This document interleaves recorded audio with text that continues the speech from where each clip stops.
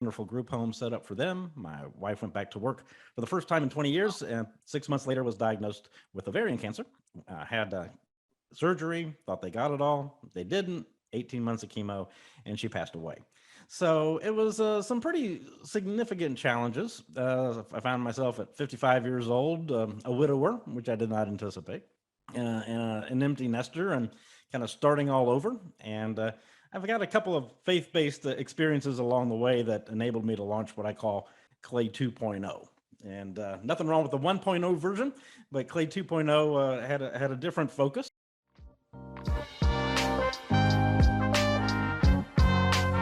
Welcome to the Audacious Living Podcast, hosted by my man, Audley Stevenson, the Odd Man. He'll unpack wisdom and insights from a cross-section of top quality performers in business, media, sports, entertainment, and lifestyle to uncover key elements to help you live your best audacious life ever. So without further ado, here is the Odd Man. Greetings and salutations, it's Audley Stevenson back for another edition of the most audacious podcast the internet has to offer. And as always, it's a pleasure to be here and bring you this episode as we continue our ongoing goal of helping our listeners live their best audacious lives ever. Now, this is episode 205, and I'm pleased to have Clay Boatright as today's guest on this edition of the Audacious Living Podcast. You know, one of the things that we take pride here is really bringing powerful and inspiring stories of how individuals, everyday individuals, are able to overcome obstacles and challenges and the life lessons that have come out of them. And that's exactly what Clay has done. And while it hasn't been easy, he certainly did so with a smile, cheerfulness, and a little bit of humor. You know, Clay and his wife raised 3 daughters, including identical twins that were born with severe intellectual disabilities and autism.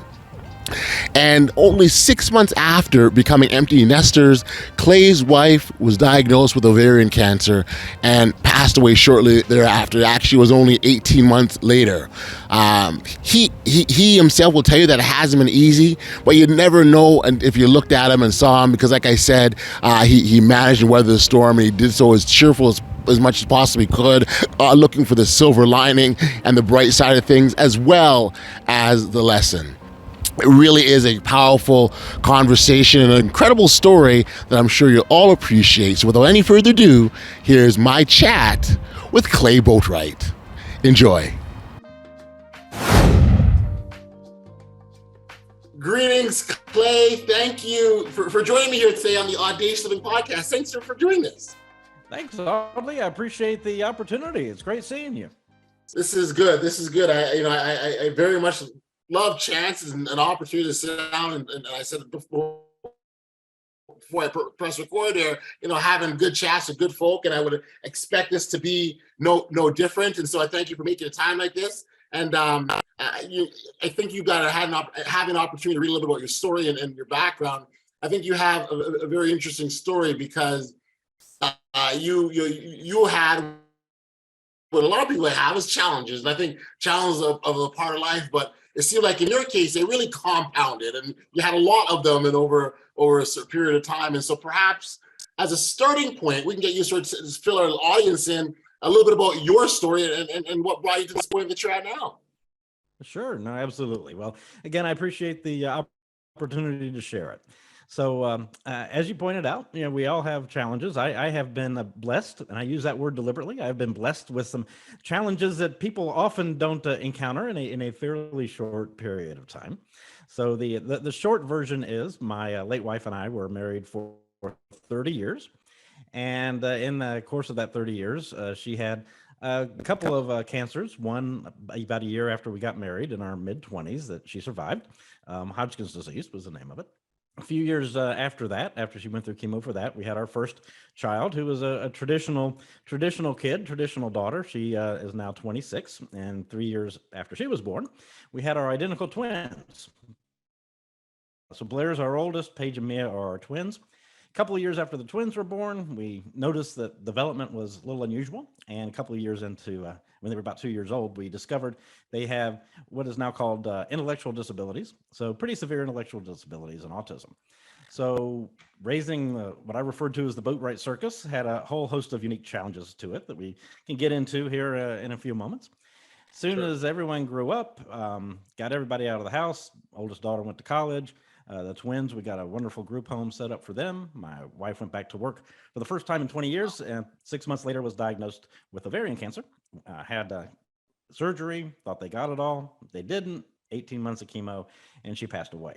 So it was some pretty significant challenges. I found myself at 55 years old, a widower, which I did not anticipate, and an empty nester, and kind of starting all over. And I've got a couple of faith-based experiences along the way that enabled me to launch what I call Clay 2.0.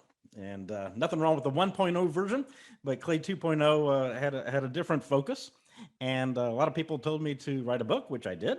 And here we are. So the underpinning is that we all have experiences and challenges. And as someone said, we all have experiences and challenges, baggage and drama. And my reply was, yes and no. We all have experiences and challenges, but baggage and drama are optional. Yep. Happiness is a choice. And that's what I like talking about. I love the point, the latter, around happiness being a choice. I think so much of what happens in our lives is about the choices that we make. And, you can, in that moment, decide to be unhappy, miserable, frustrated, upset, or you can figure out what the next step is, because that feeling of, so for example, I oftentimes use the analogy of hills and valleys, right? So life's like a series of hills and valleys. On top of the hills where things are great, fabulous, you're celebrating, what's happy, life is good, things are going your way, it's great. But then something happens, you sort of go down in that valley, and valleys where it's not so pleasant. Valleys where all the bad stuff happens, if you will, or the uncomfortable stuff, or the things that bring us pain. Well, my point is using the hills and valleys. The hills and valleys, it's a journey, meaning the valley isn't your destination. So you don't have to stay there unless you choose to. If that makes sense. That's exactly right. Oh, absolutely. That's exactly right. And I think we, mortal humans, we like to think that we're in control of a lot of things. And I have learned that I'm barely in control of when I get up in the morning. I mean, there's a couple of things I'm in control of, but really not that much. And so to the extent that life happens, stuff happens. Yeah. A lot of times, oftentimes, I don't have any control over what happens. What I do control is how I respond to it. And it's that response that can make the difference on a good experience, a bad experience, positive opportunities coming out of that, etc. The situation, the occurrence, the instigator, it may be completely out of my control. What is in my control is what I want to do about it. Got you. Let's talk about your wife. And I mean, so she had gotten, you said initially she'd cancer, and she fought through it and made it through it. I would imagine there was a sense of victory and a sense of relief and all the wonderful, joyous feelings associated with getting on the other side of difficult challenges. What was that like? How long was that experience? What was going on during that time for you guys? So we had just gotten married. So again, we were in our mid-20s. We had moved from our hometown of Memphis, Tennessee, to St. Louis, Missouri. I moved there for a new job that I had gotten, and she was quickly diagnosed after we moved there. And again, it went well. The chemo was successful. Went through 6 months of chemo, and then another 6 months. She had a tube in her chest that she took the drugs through. Waited another 6 months to take that out, but we thought things went really well. And the thing about my late wife, as a challenge with many of us, she went through a lot of why me, God? What did I do wrong? What could I have done to avoid this? And a lot of times you can't. I mean, there is no way to avoid these things. So that had to deal with some early issues along those lines, and I kind of asked maybe similar questions. But then we waited about 8 years to have our oldest daughter, to give a chance for the drugs to get out of her system. Oldest daughter was born. Everything was great. Easiest pregnancy in the world. Blair was like the perfect child. And we knew at the time lightning does not strike the same crib twice. It just we knew things were Right. going really well.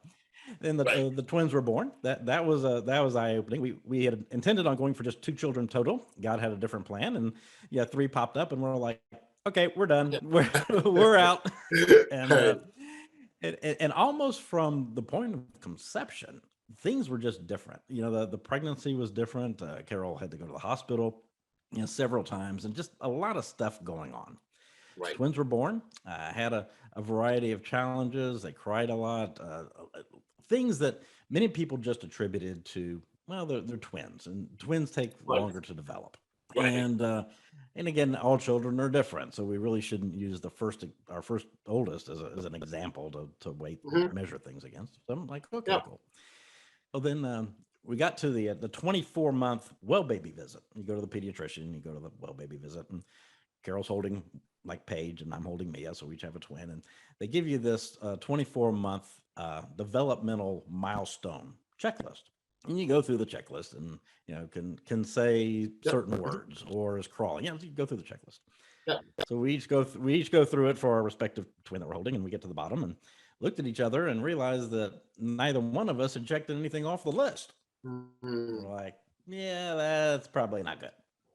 So pediatricians sent us over to Easter seals, which was a surprise because I always thought Easter seals was for kids in wheelchairs. Didn't know that got into kind of other developmental Right. type areas. They did an assessment, and that's when they came back with the initial diagnosis of intellectual disabilities and autism. So that launched us into a whole world that we had no experience with. And early on, Right. as with any development, you see a gap versus the traditional, so regular kids. And there was a bit of a gap. Well, as time went on, that gap widened and continued to widen. So Paige and Mia they turned 23 yesterday. Just had their 23rd birthday. Wonderful. And so they're 23. They have never spoken. They need assistance with, in the industry, it's called all activities of daily living, Okay. ADLs. Yep. So they need help with everything bathroom related. They need help getting dressed, getting undressed. They can take their plate from the table to the sink, but to ask them to go through and like even accurately load a dishwasher would be a challenge for them. So they need a 24/7 Right. care, which could be pretty intense. So going through Sure. that, Sure. my wife and I dealt with it differently. She, being the primary caregiver at home, it was burdened with a lot of challenges with that, and I tried to support her as much as I could, as well as earn a living. And I guess the twins were about 4 years old, and it was a rough night. The twins were upset. Our oldest daughter was crying. Carole was upset, and yes, again, this is a Friday night, and I'm sitting there going, you know what? I'm going to be a good father leader for this situation. I went to bed. I'm like, I can't fix what's going on, so I'm just going to retreat to the bedroom. Everybody's safe, and they'll be fine. So I go to bed that night, and I'm laying in bed, and I'm saying a prayer to God. And I'll be honest with you, I'm mad. I'm pretty upset. I'm mad at God, and I remember laying there and praying. God, why did you do this? Why did you create Paige and Mia to have their disability? Why did you do this to them? And to be blunt, why did you do this to me? I know that sounds selfish, but that's what I was thinking. And I Sorry, there. Booted fell me out. asleep asking God. Oh no, you're fine. So I fell asleep asking God that question. Why did you do this?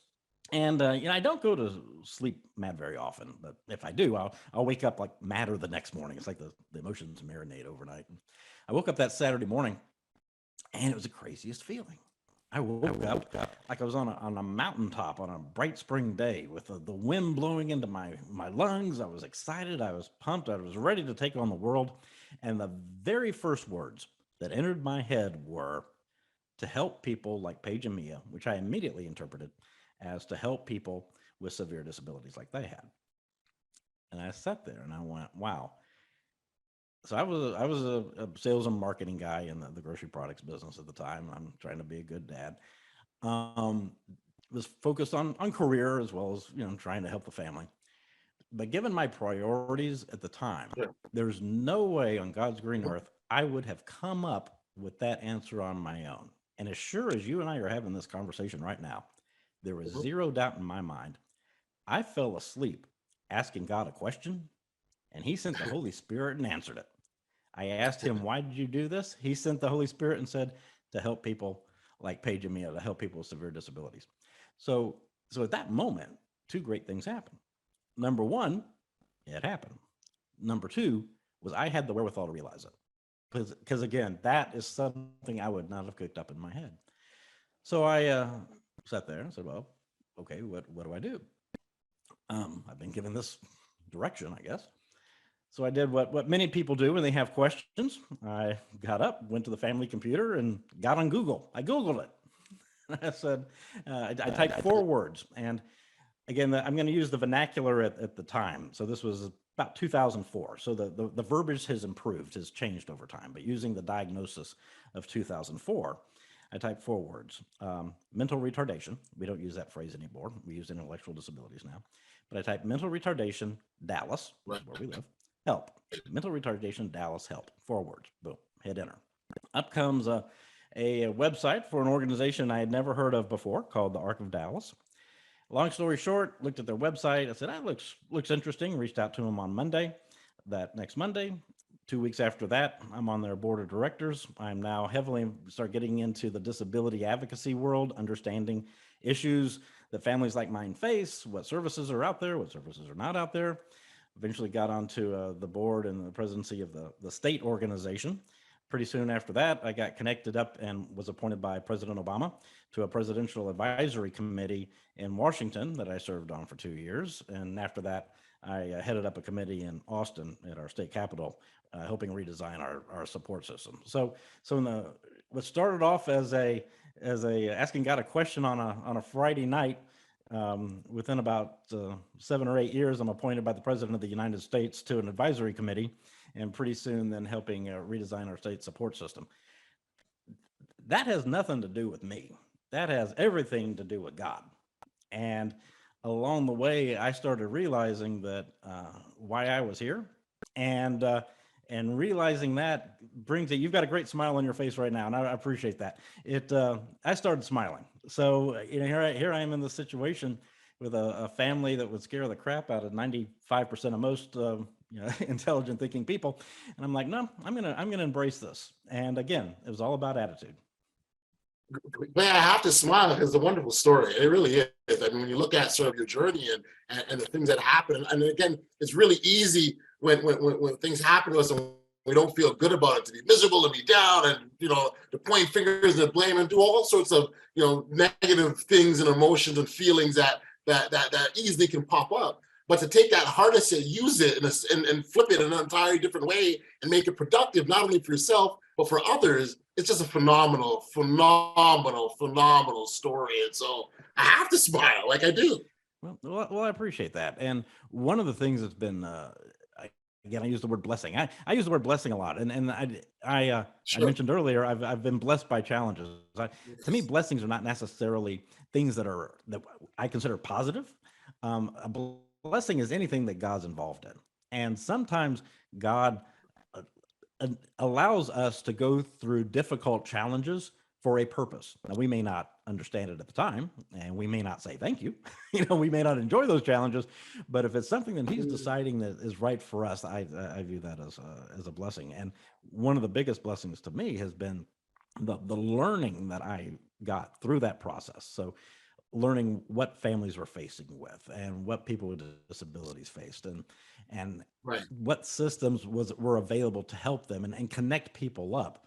So I tell this to a lot of folks. I know thousands of people. I met thousands of people over the years, and Yep. 95% of the people I know have no idea what I do for a living.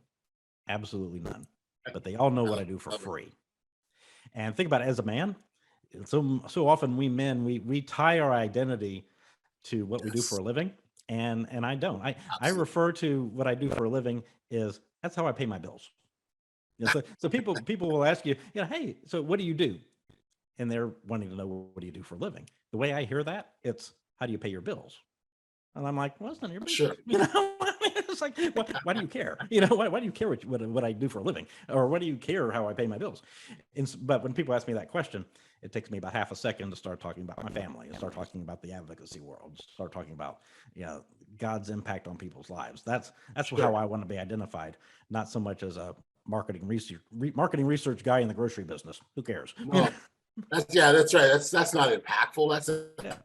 not making a difference. I mean, it's a job, and I can relate with that so much. The other part of your story that I can also relate to is I'm a father of a daughter on the autism spectrum as well, and she was diagnosed at a young age, and we went through a journey where we had to figure out this new way of being.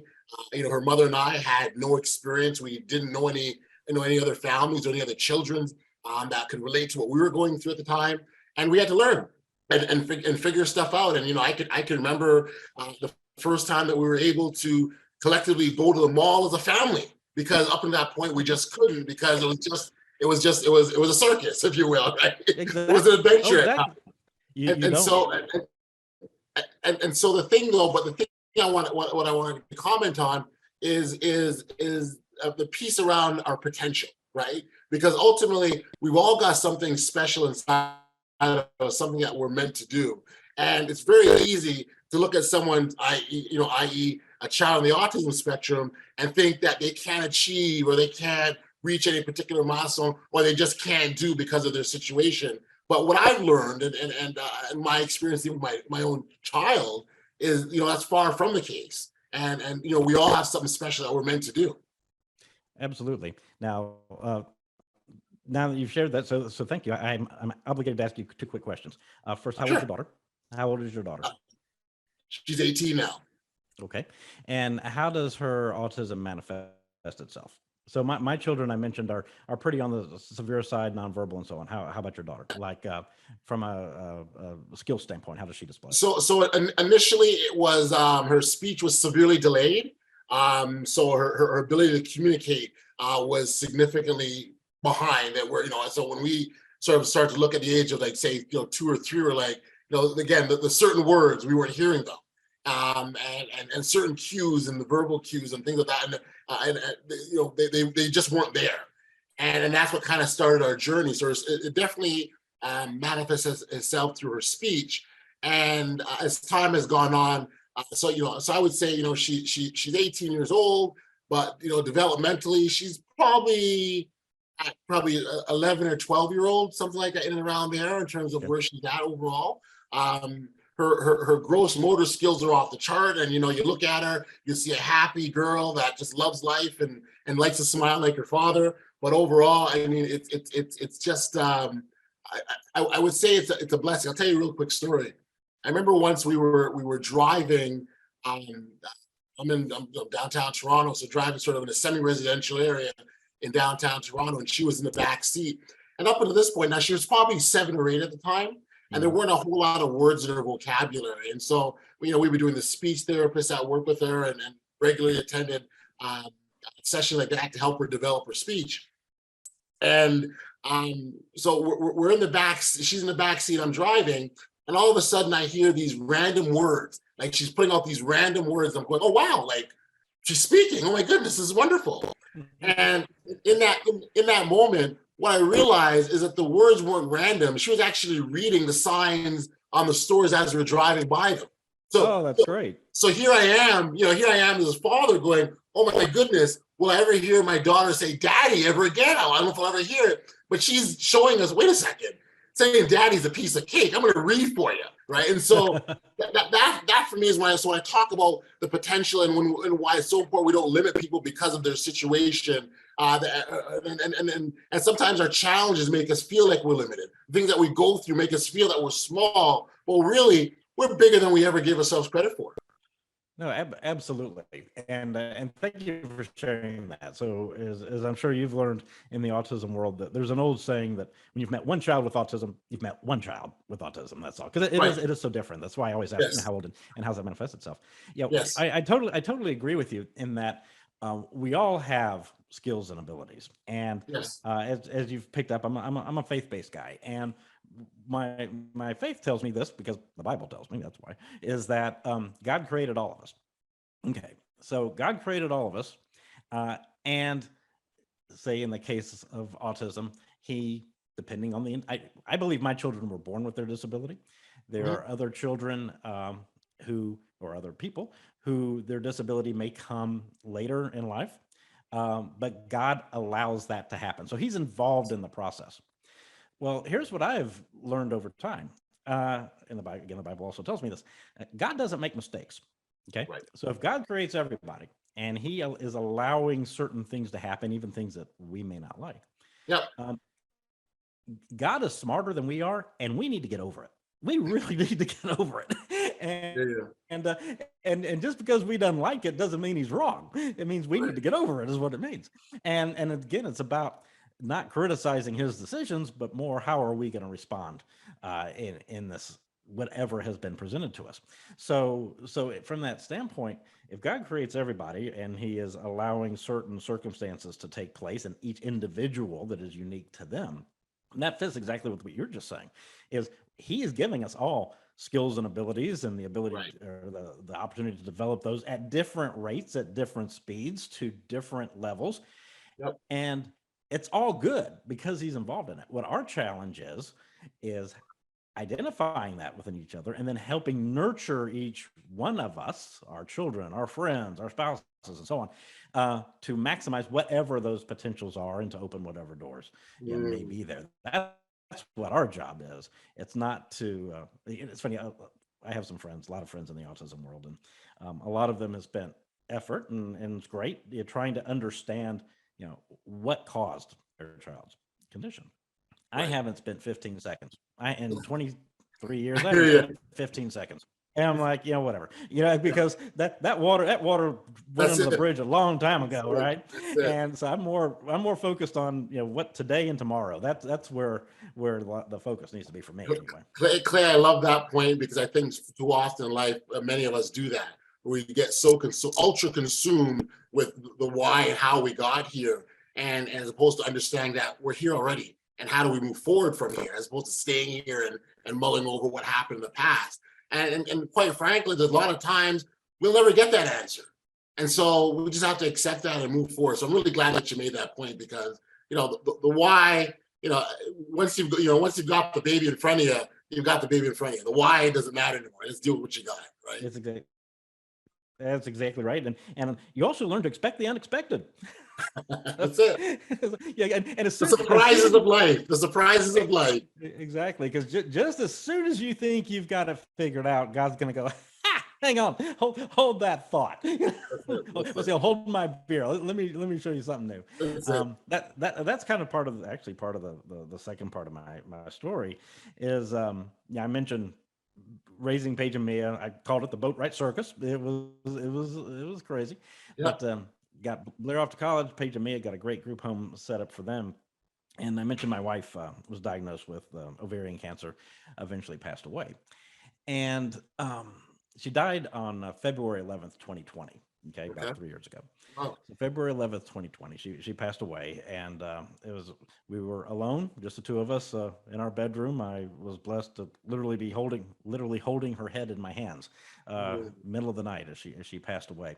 So I on the one hand, it was very difficult. On the other hand, there were no wires, tubes, or beeping machines involved. Yes, It was just the yes. two of us. As I put in the book, she when Jesus brought her from my side to his side, is how I phrased Beautiful. it.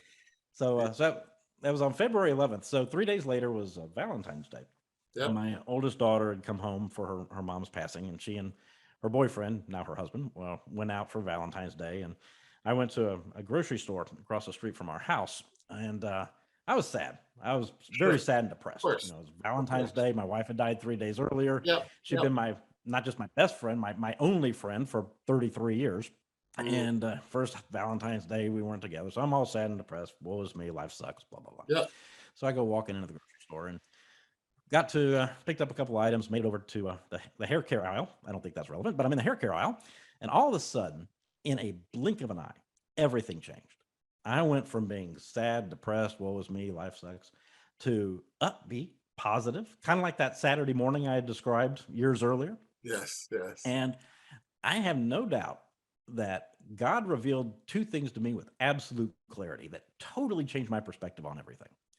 Number one was Carole, my late wife. Carole was doing great.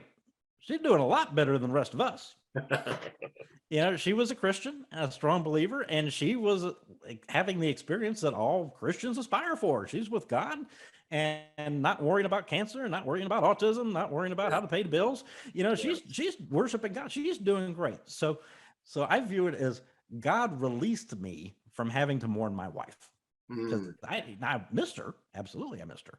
But you don't have to mourn someone who is having an experience much better than the one you're having. Right? So that was number one. Number two was, number one had to do with her. Number two had to do with me. So I was 55 years old at the time. I'm 58 now. So she was 55 years old. I had been married for 30 years. And I'm thinking, God willing, and I use those words literally, I may have another 30 years ahead of me. Well, I'm only halfway done in terms of this adulthood thing. Right. Okay, that's something I thought about. For the first time in my adult life, I had virtually no obligations and responsibilities. I was barely responsible for myself. I had work, but in terms of personal life, my children were out of the house, and had the support system set up for Paige and Mia. Blair was independent; she was working. Carole had passed away. I didn't have anybody I was responsible for. Wow. And I could quite literally do whatever I wanted to do. Right. And I'm for the first time in how long, right? Forever. Well, first time forever, really. Since I graduated college, right? So in 30 plus years. And I'm standing there and I'm going, well, that's not a bad place to be. So between God kind of saying, Carole's doing great, I can now do whatever I want with no responsibilities. It was like, so Clay, tell me why you're sad. Now, again, I missed my wife, but it was one of those, it's a different perspective. That what I'm getting at is perspective changed. Yes. So standing there in aisle 9, the hair care aisle of Tom Thumb grocery store, I launched what I refer to as Clay 2.0. Nothing wrong with the 1.0 version. I shared a lot of that, the work and raising the kids and the advocacy work and so on. Nothing wrong. Great foundation. Got a great mileage out of the 1.0 version. Yeah. So, but Clay 2.0 is going to be very different than that, and not saying better, but different. So, again, it's all about attitude and all about perspective. Amazing. So the $1 million question, which I'm still answering, is, okay, God, you gave me this opportunity. What do you want me to do with it? And then that led to me writing the book. And the title of the book is God's Plan, Our Circus. So God's Plan, Our Circus, basically saying that, God has a plan for all of us. And sometimes we look at it and go, what? And the objective of the book basically is to inspire people going through unique challenges to realize that it is about attitude, and God does have a plan for us, and also to look at things. My little personal slogan I've had forever, for a million years, is that life is too important to be taken seriously. So we need to condition ourselves to look at something and just laugh at it. I mean, there were things with Paige and Mia, that just craziness stuff that would happen. Go to a restaurant and all heck breaks loose, and you can freak out. But you know what? Is everyone still alive at the end of it? Yes. Okay, then it's not that bad. And sometimes you just have to stand back and laugh at the humor of the situation, or you will drive yourself crazy. Yes. You know something. As a parent of a child on the autism spectrum, I really start to see as time went on, I started to see a shift in attitudes of other individuals. So I remember once upon a time you go out and you constantly find yourself like apologizing. Oh, I'm sorry that they're being loud, or I'm sorry that they're being disruptive, or I'm sorry they've done this, I'm sorry they've done that. But as time has gone on, and maybe it's because people are becoming more aware, or I'm not sure exactly what, but more are accepting.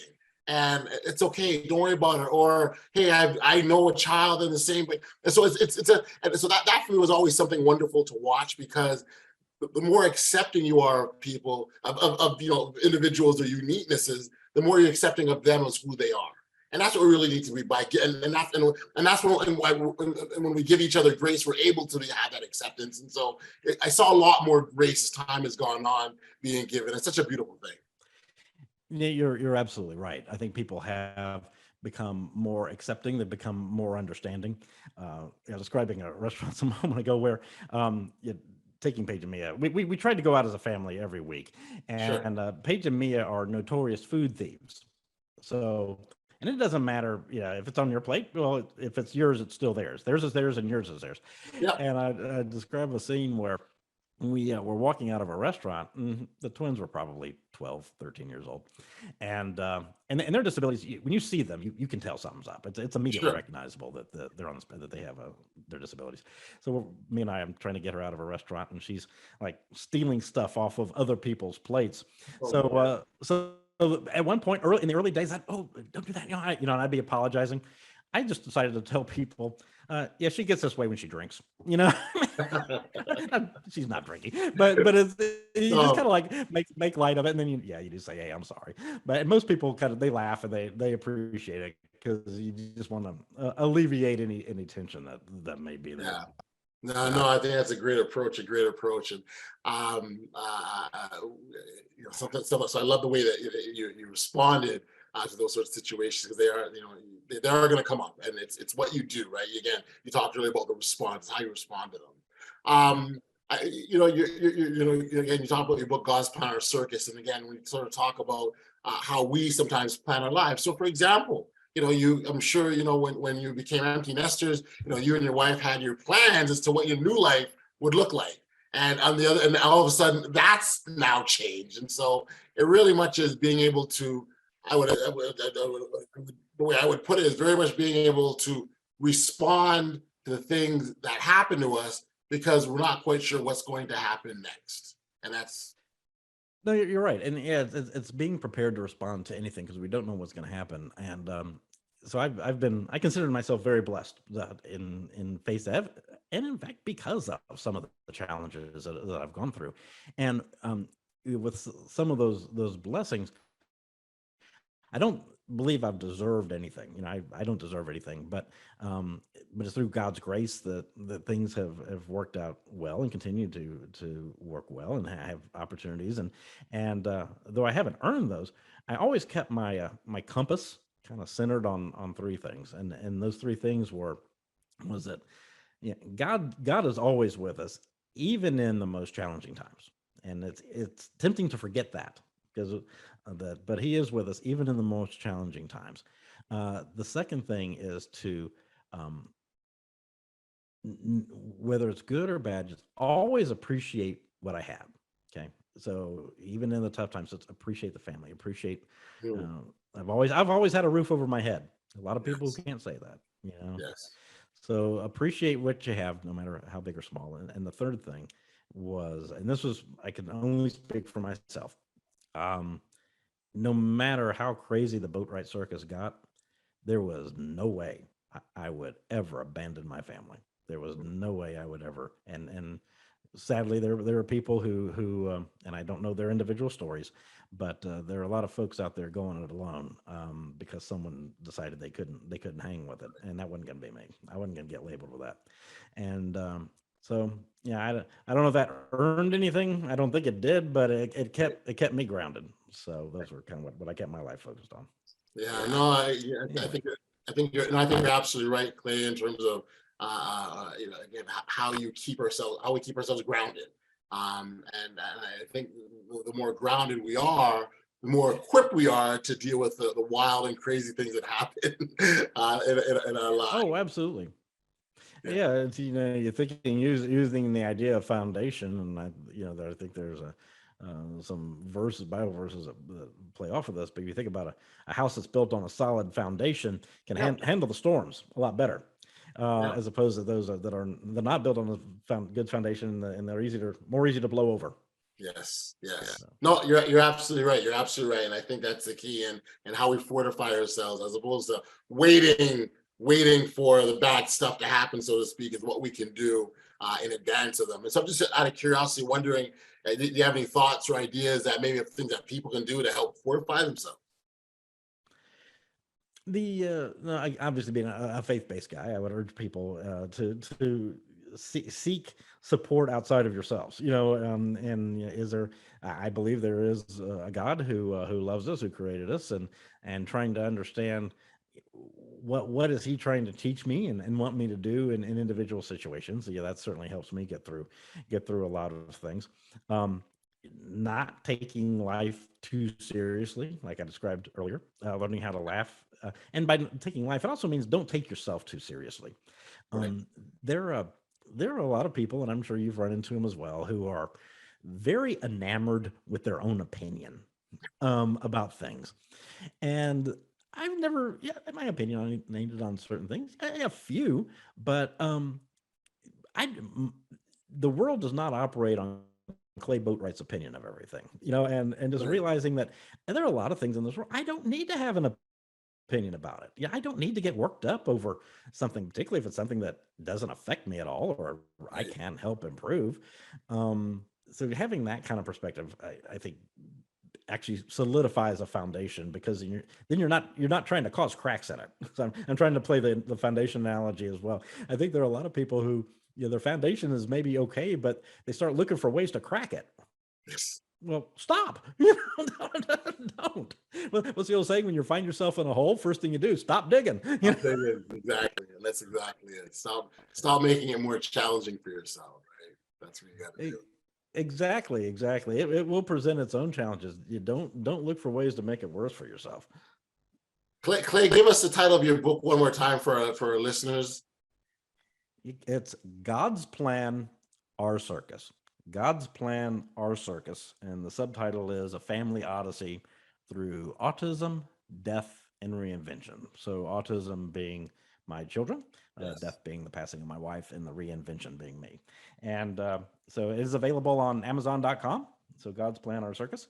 And hope I've gotten some pretty good reviews about it. People, even Good. including people who don't know me, have read it. And uh, a common theme that I see people saying is that I've actually seen several families or people say this, that it made them laugh, it made them cry, and a couple times they had to put it down and walk away because it hit so close to home. Wow. So I take that as an appreciation. So Absolutely. Well, when I hear that, I just think of impact, and it's clearly what you've had on people. And so I encourage our listeners to check it out. Clay, if people want to learn more about you or catch up with you directly, where could we send them? so you can go to clayboatright.com, ClayBoatright.com, clayboatright.com.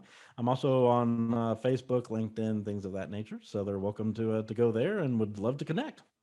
Awesome, awesome. Clay, I absolutely, well, certainly love the fact that you're here. So thank you for doing that. Love the story of your personal story and your journey. But I think more importantly, I really love the way you responded to that. And we said off the top, we talked about happiness being a choice, and clearly, you chose happiness as your pathway, as your lane way.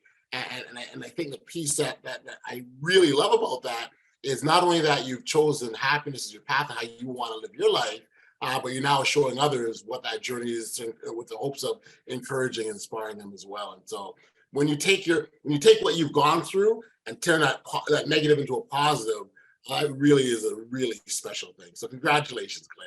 Thank you. I really appreciate that, Audley. Thank you for sharing that. And I appreciate you for being here. Take care and all the best.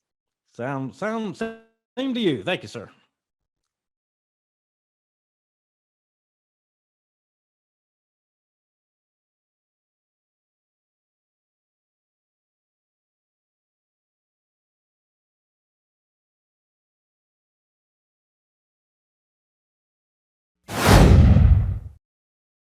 Back we are here on the podcast, and much thanks and appreciation goes out to Clay for being here and sharing, like I said off the top, his very powerful story.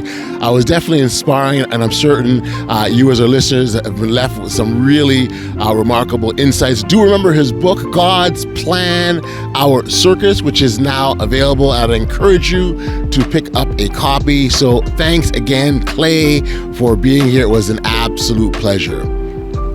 You know, I truly appreciated so much of what Clay had to share with us today, but if there's just one thing that I would take from the chat that we had, it would have to be this. Life is a series of ups and downs. We all know this. You know, throughout our journey, we are bound to face challenging times that test our resilience and strength. Whether it's dealing with personal loss, facing personal setbacks, or navigating through a global crisis, maintaining a positive outlook and a sense of humor can be powerful tools to help us endure and overcome adversity. Let's explore a few of the transformative effects of embracing positivity and humor in difficult times and how they can provide us with a fresh perspective and renewed strength to navigate life's challenges. Now, when faced with difficult situations, it's natural to focus on the negative aspects and dwell on what went wrong. It's super easy to do, and we all do this. However, adopting a positive outlook encourages us to shift our perspective slightly and seek out that silver lining amidst the storm.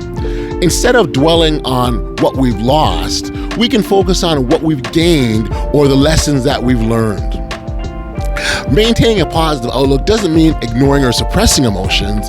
It simply means that we're acknowledging our feelings, allowing ourselves to experience them, and then consciously choosing how to respond, and responding with resiliency and optimism are the quickest ways to get through those moments. Difficult times often require us to think outside the box and find creative solutions to overcome obstacles. A positive mindset fuels problem-solving abilities by enabling us to approach challenges with a flexible and open-minded attitude. Humor, too, can unlock our creativity, allowing us to see situations from different angles and discover innovative approaches. The lightheartedness that comes with humor can help us break free from rigid thinking patterns and find fresh perspectives that lead to remarkable breakthroughs. And then lastly, one of the most beautiful aspects of embracing positivity and humor during difficult times is the ripple effect it creates. By embodying resilience, optimism, and a lighthearted spirit, we can inspire and uplift those around us. You know, our positive outlook and sense of humor can serve as a beacon and hope and encouragement, reminding others that they too have the strength inside of them to endure and overcome. In this way, we contribute to creating a supportive and nurturing community that thrives even in the face of adversity. In times of difficulty, it's easy to succumb to negativity and despair. However, by consciously cultivating a positive outlook and a sense of humor, we can navigate through life's challenges with all sorts of renewed strength and resilience. Embracing positivity shifts our perspective. It enhances our emotional well-being and strengthens us in audacious ways.